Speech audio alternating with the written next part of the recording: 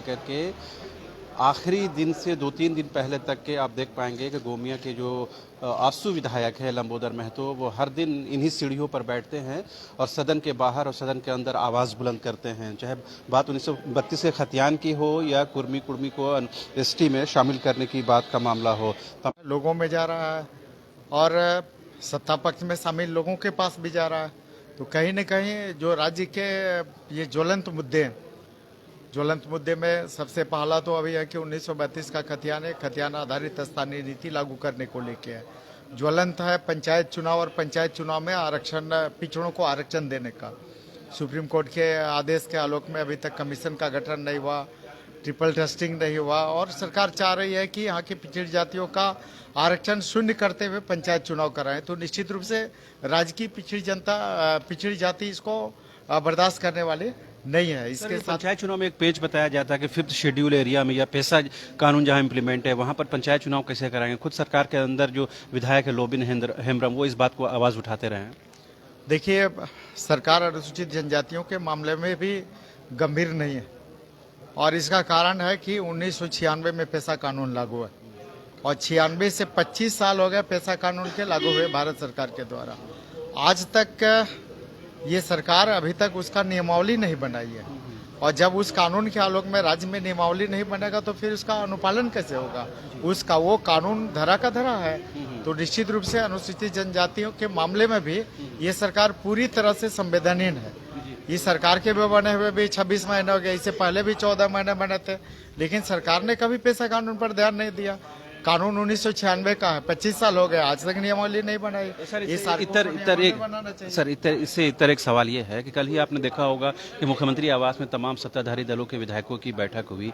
सत्र के दौरान इस बैठक के क्या मायने हैं? या क्या राजनीतिक रूप से अंदरूनी तौर पर कुछ गतिरोध है जिसका निराकरण करने की कोशिश चल रही है? देखिए, जो ज्वलंत मुद्दा है 1932 का खतियान आधारित स्थानीय नीति को लेकर सत्ता पक्ष के कई विधायक काफी मुखर होकर इसकी बात कर रहे हैं और विपक्ष तो कर ही रहा है नीति को लेकर।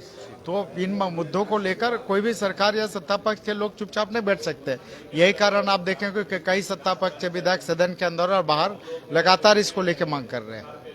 तो इसी आवाज को दबाने के लिए इस तरह से हाँ, बिल्कुल एगो कि क्राइसिस मैनेजमेंट के लिए सरकार ने ये बैठक बुलाई। तो आपने सुना लंबोदर महतो जी, और यहाँ पर देखिए अनंत ओझा जी बात कर रहे हैं। इस मामले की जांच होनी चाहिए। कल सर देखा होगा कि तमाम सत्ताधारी दलों की बैठक मुख्यमंत्री आवास में हुई। इसकी क्या जरूरत आन पड़ती है? क्या राजनीतिक संदेश देने की कोशिश है? नहीं, ये तो उनका दल का अंदरूनी मामला है, उन अपने की क्या रणनीति तय करते हैं नहीं करते हैं। हम तो इतना ही जानते हैं कि राज्य की सबसे बड़ी पंचायत चल रही है और जनता के जो सवाल आ रहे हैं, जनता के जो मुद्दे आ रहे हैं, उन मुद्दों का सकारात्मक समाधान, सकारात्मक जवाब राज्य सरकार दे और सदन के अंदर दे, ताकि सदन के अंदर पर विधानसभा के बारे में राज्य की जनता का भरोसा बढ़ा रहे। क्या ये लग रहा है सर, ये खतियान की बात हो, भाषा की बात हो, नियोजन की बात हो, सरकार के अंदर से इसकी आवाज उठने लगी, उसी को मैनेज करने की कोशिश है? नहीं, केवल सरकार के अंदर नहीं उठ रही है, राज्य के हर गली चौराहे में ये बात उठ रही है। राज्य के नौजवान पूछ रहे हैं सड़क पर कि स्थानीय कौन है। राज्य के आम एक चौपाल पर बैठा हुआ किसान पूछ रहा है कि आपने किसानों के लिए वादा किया था, उस किसानों के सपनों को पूरा करने के लिए आपने क्या किया।